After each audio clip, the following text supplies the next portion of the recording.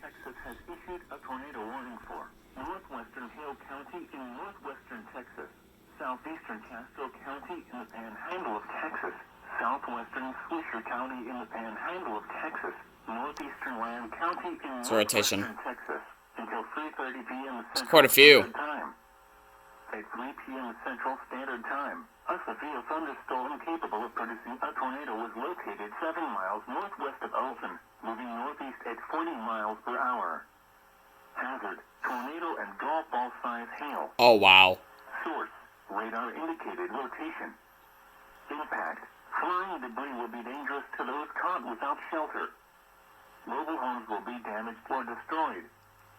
Damaged roofs, windows, and vehicles will occur. Tree damage is likely. Locations impacted include Hart. Take cover now. Move to a basement or an interior room on the lowest floor of a sturdy building. Avoid windows. If you are outdoors, in a mobile home, or in a vehicle, move to the closest substantial shelter and protect yourself from flying debris. To report severe weather, contact your nearest law enforcement agency. They will send a report to the National Weather Service Office in Lubbock, Texas.